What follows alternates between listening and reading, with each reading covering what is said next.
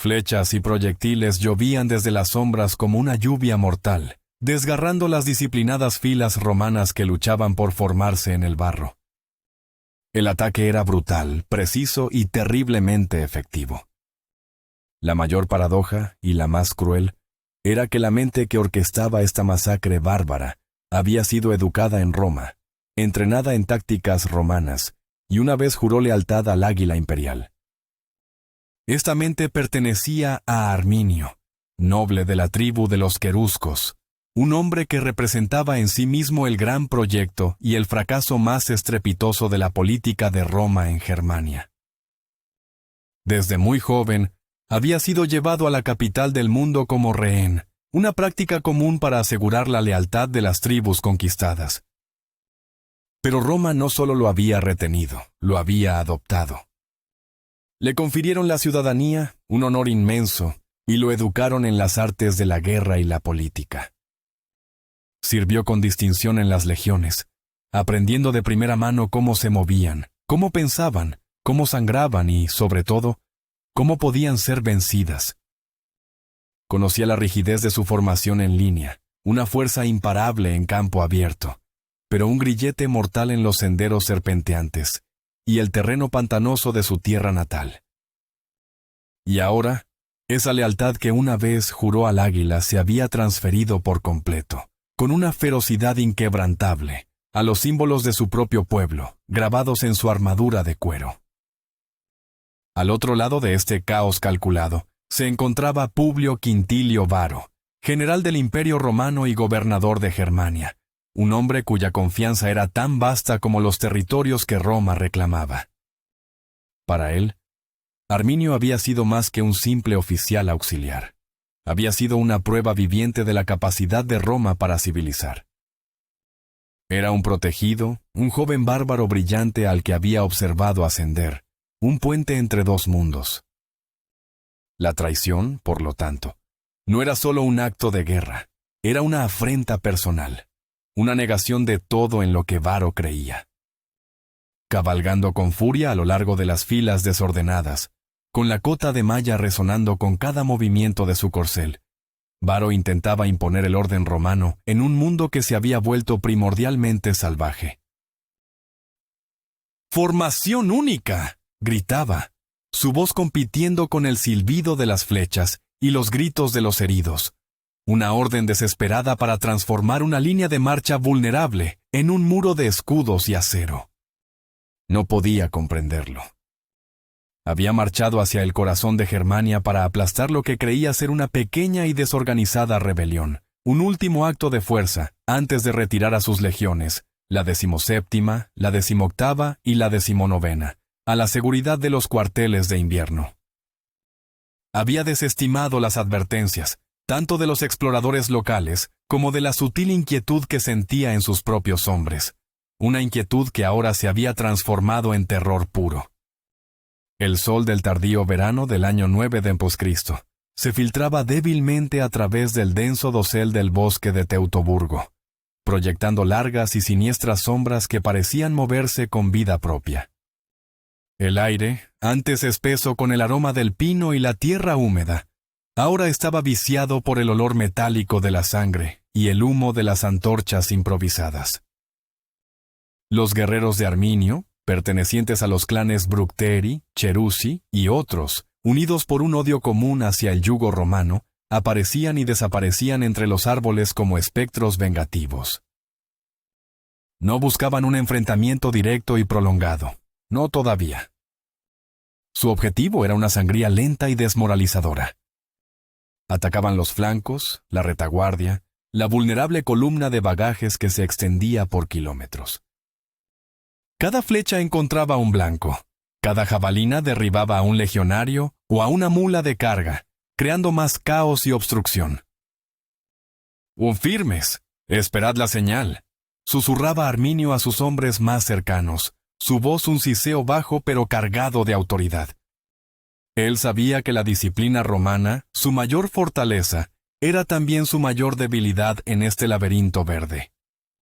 Les había tendido un cebo, una falsa información sobre un levantamiento lejano, y Varo, arrogante en su poderío, había mordido el anzuelo sin dudarlo. Ahora, la serpiente germánica había comenzado a apretar su abrazo. Tan pronto como los legionarios, con la tenacidad forjada en cientos de batallas, lograban formar una línea defensiva coherente, un muro de escuta y gladi listos para el combate, sonaba un cuerno lejano y los atacantes se desvanecían de nuevo en la espesura del bosque. Dejaban tras de sí una estela de muertos y heridos, hombres que gemían y gritaban, pesando sobre la moral y la movilidad de la columna romana. La primera emboscada no fue una batalla campal, fue una lección sangrienta, una demostración de fuerza diseñada para sembrar el pánico y agotar a las legiones antes del golpe de gracia. Varo observó la retirada de los bárbaros con una mezcla de furia y una incipiente, aunque no admitida, sensación de pavor. Sus legiones, el orgullo de Roma, el instrumento del poder imperial, habían sido heridas, humilladas, por una táctica que consideraba cobarde y deshonrosa. «Adelante», ordenó, su mandíbula apretada.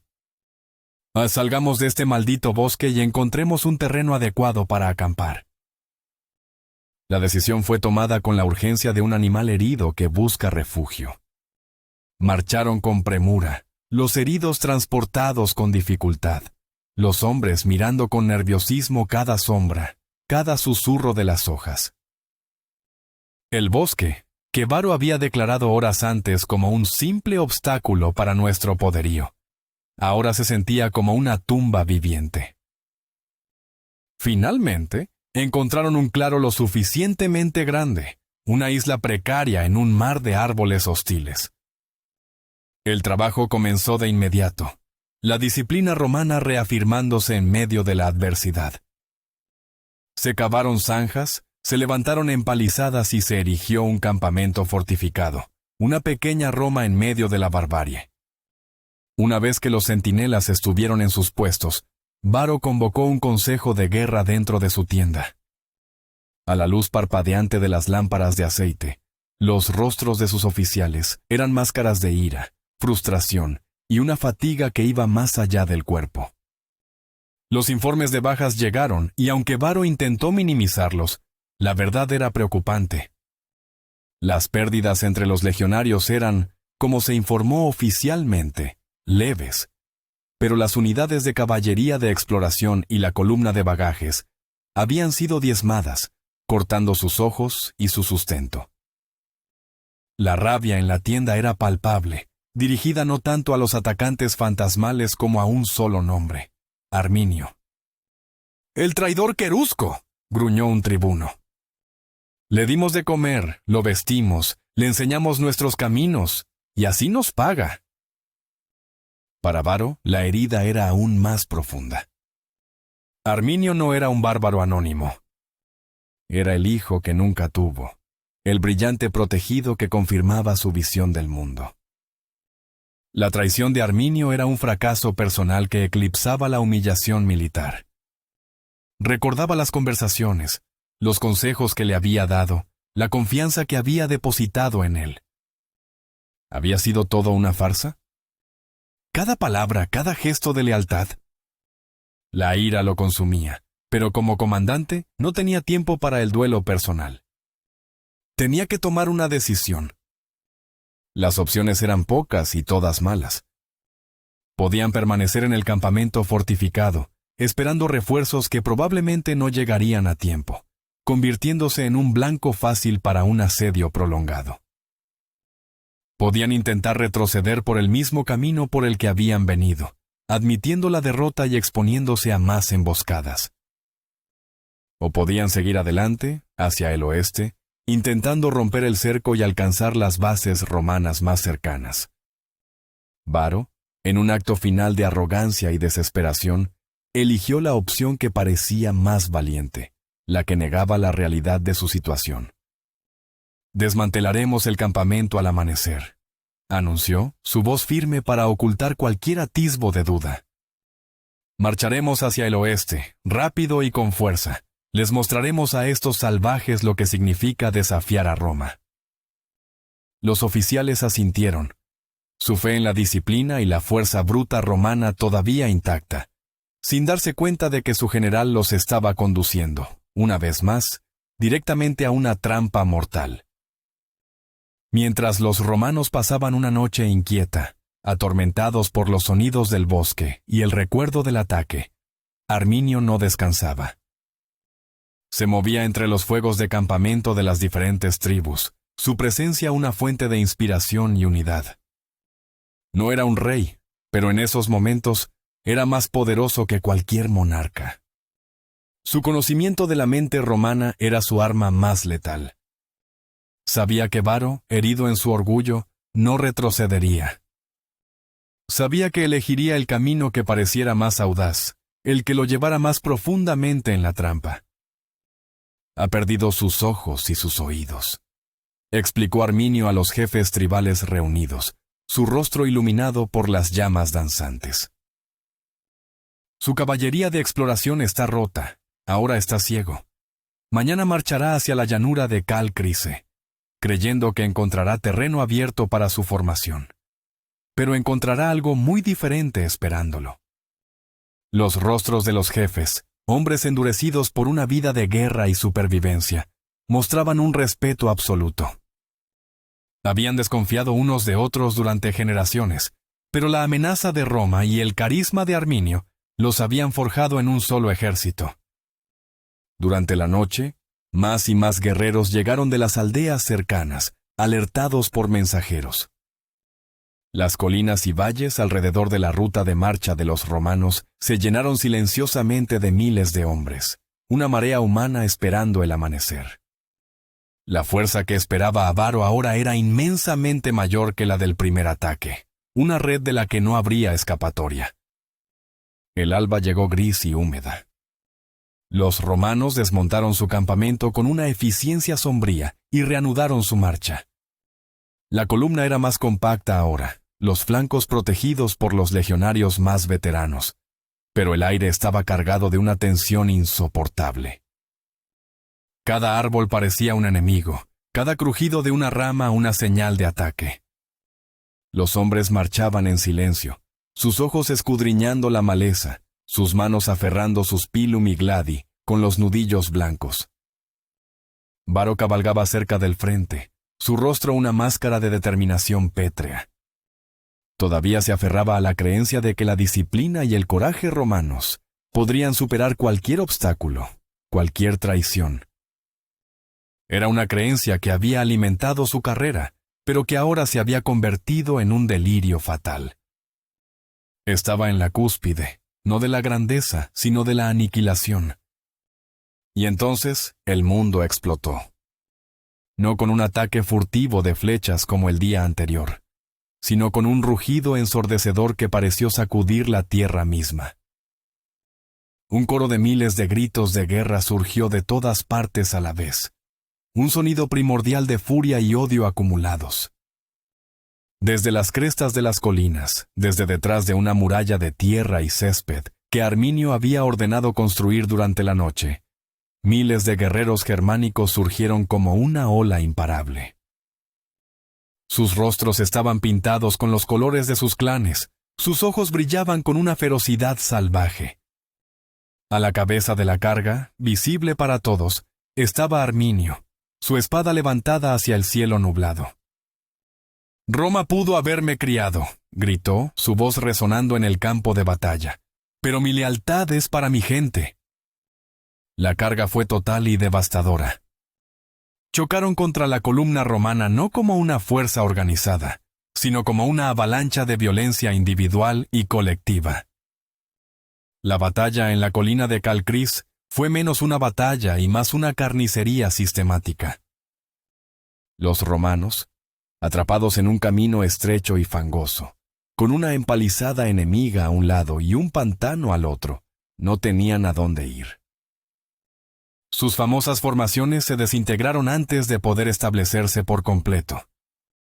Los centuriones gritaban órdenes que nadie podía oír por encima del estruendo. Los legionarios luchaban espalda con espalda, en pequeños grupos de resistencia desesperada, pero estaban siendo abrumados por la pura superioridad numérica y la ferocidad del ataque.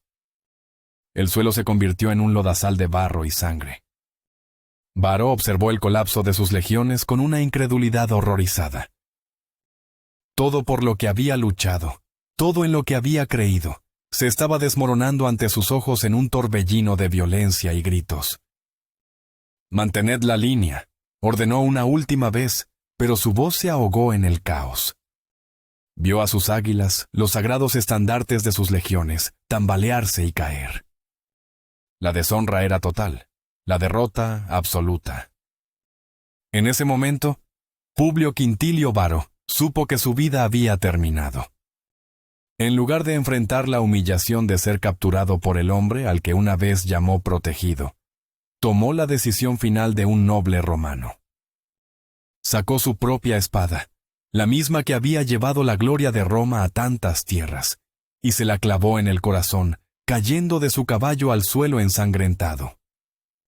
La muerte de Varo fue la señal para el colapso final. El liderazgo se evaporó en un instante.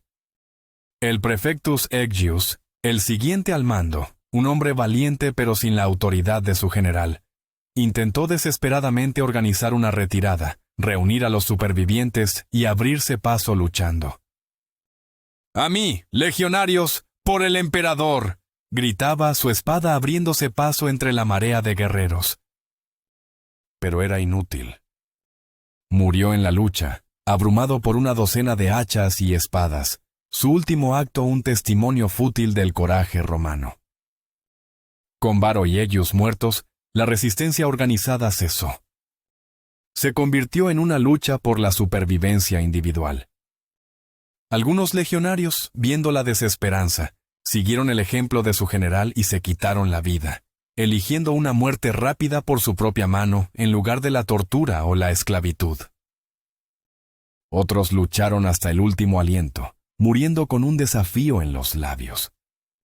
Unos pocos, los menos afortunados, fueron capturados, sus armas arrancadas de sus manos, su armadura despojada, para ser arrastrados como trofeos de guerra. La victoria para Arminio y las tribus germánicas fue completa y aplastante. El campo de batalla, cuando el silencio finalmente reemplazó a los gritos de guerra, era una visión del infierno. Se estima que entre 15.000 y 20.000 soldados romanos yacían muertos, sus cuerpos esparcidos por el bosque y la colina. Las tres águilas, el alma de las legiones 17, 18 y 19, fueron capturadas, la máxima humillación para el ejército romano.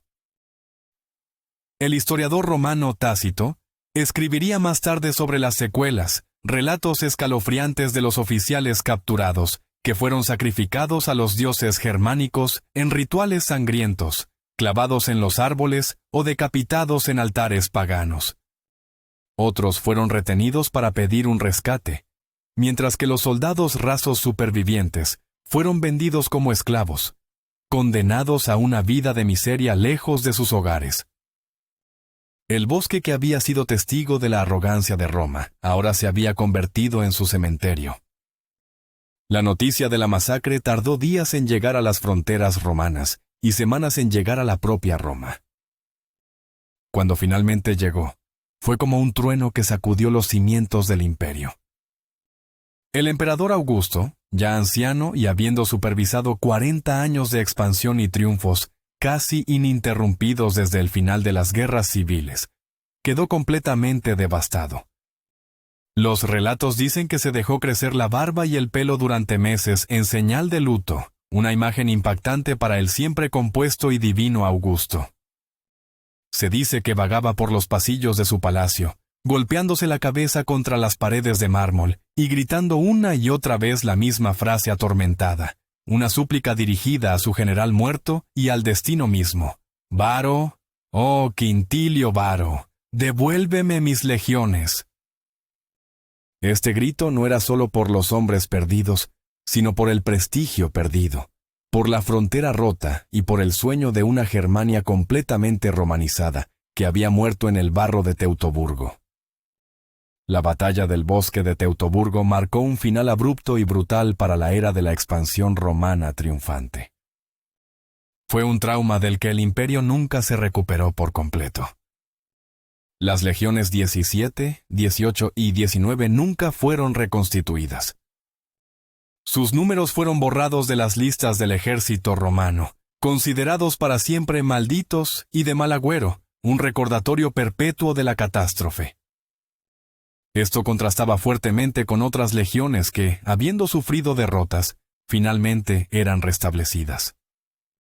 La pérdida en Teutoburgo fue tan profunda, tan completa, que se convirtió en una cicatriz imborrable en la psique romana. Años más tarde, cuando el hijastro de Augusto, Tiberio, tomó el control efectivo en el 14 de pies de Cristo, y su sobrino Germánico lanzó campañas punitivas en Germania, encontraron los restos del ejército de Varo. Los soldados romanos caminaron en silencio por el campo de batalla blanqueado por los huesos, identificando los lugares de las luchas finales, el lugar donde Varo cayó, y los árboles donde los centuriones habían sido sacrificados. Fue un peregrinaje sombrío, un funeral para un ejército, que sirvió para endurecer la resolución de Roma, pero también para inculcar un nuevo y saludable respeto por los bosques de Germania y los feroces guerreros que los llamaban hogar.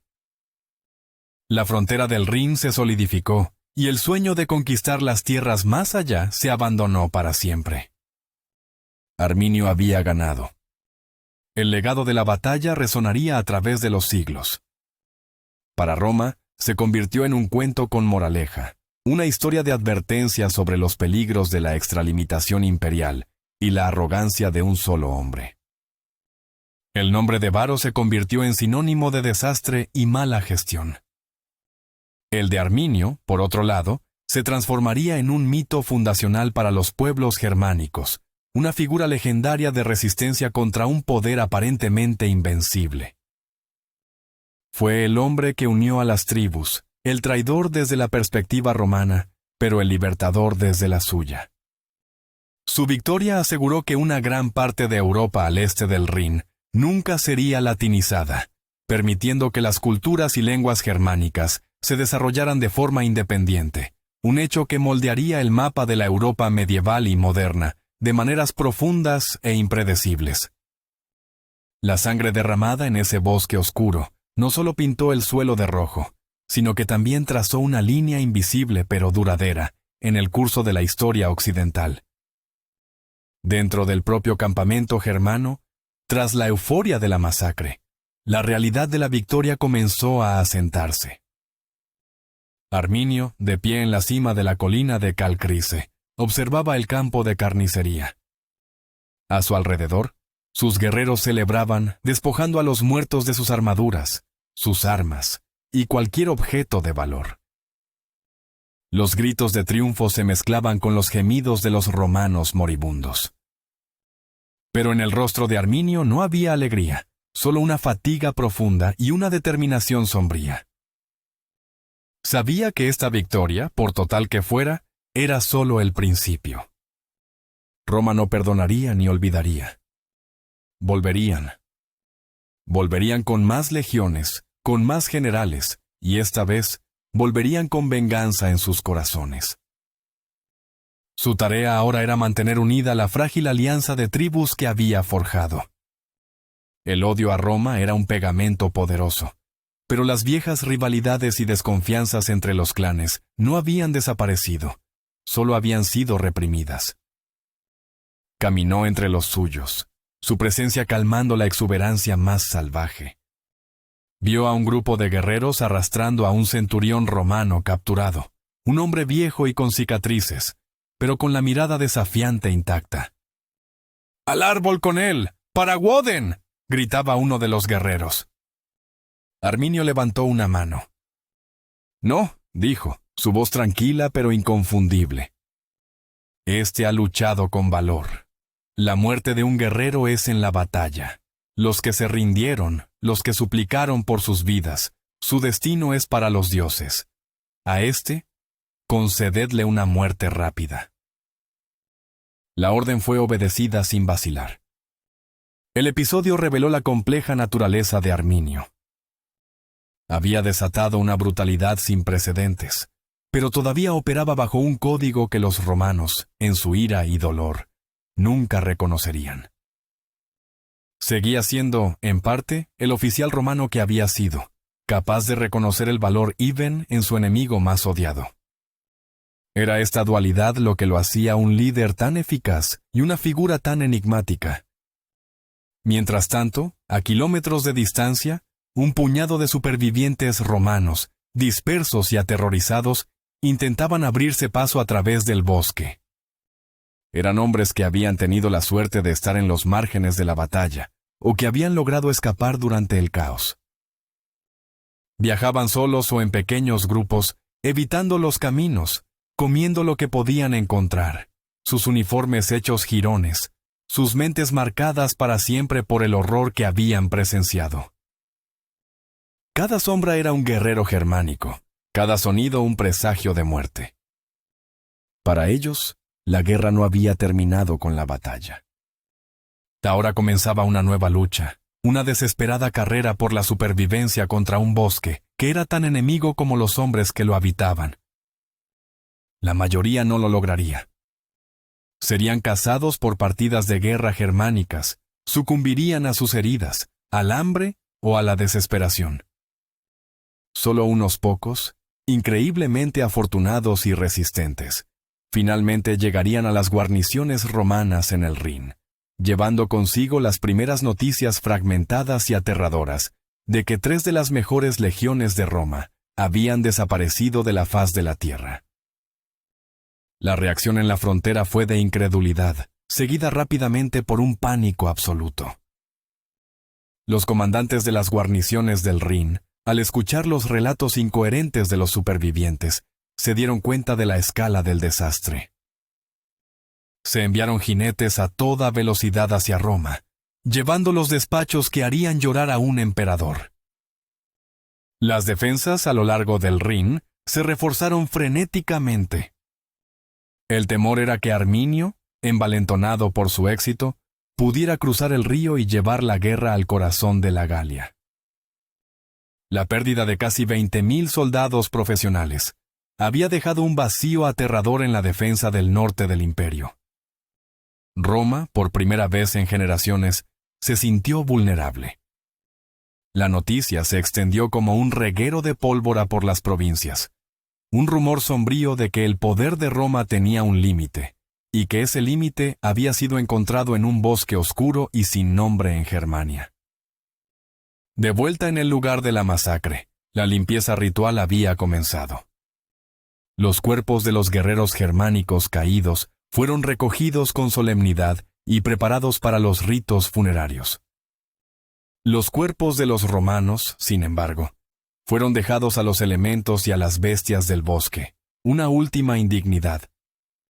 Las águilas de las legiones, los estandartes de oro y plata, fueron llevadas a los lugares sagrados de las tribus, para ser exhibidas como prueba eterna de su gran victoria. Arminio sabía que estos símbolos eran más poderosos que cualquier arma. Eran la prueba tangible de que los dioses de Roma habían sido derrotados, de que su poder no era absoluto. Serían un grito de guerra para las generaciones futuras, un recordatorio de que la libertad, una vez probada, era un sabor por el que valía la pena luchar y morir. Los días que siguieron a la batalla fueron un tenso periodo de consolidación. Arminio tuvo que mediar en disputas sobre el botín, reafirmar su autoridad y comenzar a planificar la inevitable respuesta romana. Sabía que Germánico, el joven y ambicioso sobrino de Tiberio, vendría. Era conocido por su habilidad militar y su popularidad entre las tropas. Sería un adversario mucho más formidable que el arrogante y predecible Varo. La guerra por Germania no había terminado. Simplemente había entrado en una nueva y más sangrienta fase. La victoria en Teutoburgo le había dado a su pueblo una oportunidad, un respiro, pero el futuro seguía siendo incierto y preñado de peligros.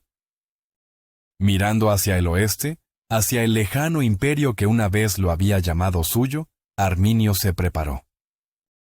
La batalla por la historia apenas había comenzado. El impacto psicológico en Roma fue inmenso. Más allá del dolor de Augusto y la pérdida estratégica, el desastre de Varo sembró una semilla de duda. ¿Era el destino de Roma gobernar el mundo entero?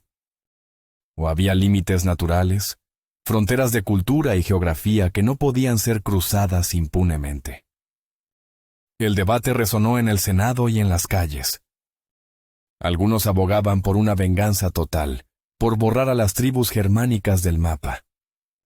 Otros, más cautelosos, argumentaban que Germania era una tierra maldita, que solo consumía hombres y recursos, y que era mejor fortificar la frontera del Rin y dejar a los bárbaros a su suerte. Esta última visión, nacida del trauma de Teutoburgo, sería la que finalmente prevalecería, definiendo la política imperial durante siglos. La arrogancia que había llevado a Varo a su perdición fue reemplazada por una cautela a regañadientes, una lección aprendida al costo de 3 legiones y la vida de miles de hombres. El bosque había hablado, y Roma, finalmente, había escuchado. El relato de la catástrofe se convirtió en una parte integral de la formación de cada nuevo soldado romano, una historia contada en los campamentos desde Britania hasta Siria. Los nombres de las legiones perdidas se convirtieron en un tabú, un recordatorio silencioso de que ninguna victoria es permanente, y que ningún enemigo es demasiado pequeño para ser despreciado. La historia de Varo se convirtió en el ejemplo perfecto de cómo no liderar, un estudio de caso en arrogancia y fracaso estratégico. Por el contrario, la figura de Arminio, aunque vilipendiada en la propaganda oficial como el arquetipo del traidor bárbaro, era estudiada en secreto por los estrategas romanos. Su uso del terreno, su explotación de las debilidades romanas, su capacidad para unir a facciones dispares. Todo ello fue analizado. A su manera perversa, el hombre que humilló a Roma se convirtió en uno de sus maestros más importantes en el arte de la guerra. Años después, durante las campañas de Germánico, los soldados romanos que entraron en el bosque de Teutoburgo se encontraron con una escena que los helaría hasta los huesos. Tácito lo describe con un detalle sombrío. Campos blanqueados con los huesos de sus compatriotas, fragmentos de armas oxidadas esparcidos por el suelo, y cráneos humanos clavados en los troncos de los árboles, como advertencias macabras. Encontraron los restos del campamento final de Varo, las murallas medio derrumbadas y la zanja llena de esqueletos. Identificaron el lugar donde el general había caído por su propia mano, y los altares bárbaros donde los tribunos y centuriones habían sido sacrificados. El ejército entero se detuvo para rendir los últimos honores a sus camaradas caídos, construyendo un túmulo para enterrar los restos y dar paz a los espíritus inquietos. Fue un momento de profunda tristeza y rabia, un acto que cerró un capítulo pero que no pudo borrar la cicatriz. Germánico obtendría algunas victorias, incluso recuperaría 2 de las 3 águilas perdidas, pero nunca lograría una conquista decisiva de Germania. El espíritu de resistencia encendido por Arminio era demasiado fuerte. El costo de la subyugación total era simplemente demasiado alto, incluso para Roma. Finalmente, el emperador Tiberio, pragmático y cansado de la sangría de recursos, ordenó a Germánico que se retirara y declarara la victoria. La frontera se establecería firmemente en el Rin. El sueño de una provincia de Germania Magna había muerto para siempre en ese bosque. El propio Arminio no disfrutaría de su triunfo por mucho tiempo. La misma independencia feroz que había unido a las tribus contra Roma finalmente las dividió. Una vez que la amenaza común retrocedió, las viejas rivalidades resurgieron. Temido por otros jefes germánicos que veían en él la ambición de convertirse en rey, Arminio fue finalmente asesinado por miembros de su propia familia. Murió no en batalla contra sus odiados enemigos romanos, sino por la traición de su propia gente, una ironía final en una vida definida por la lealtad y la traición. Sin embargo, su legado perduró. Se convirtió en el libertador de Germania, una figura que sería redescubierta siglos después por los nacionalistas alemanes y elevada al estatus de héroe nacional. La batalla que lideró, la masacre que orquestó en el bosque de Teutoburgo, no fue solo una victoria militar. Fue un acto de creación de una nación, un momento definitorio que aseguró que el corazón de Europa hablaría alemán y no latín. Todo a causa de un hombre que conocía a Roma lo suficientemente bien como para saber exactamente cómo destruirla.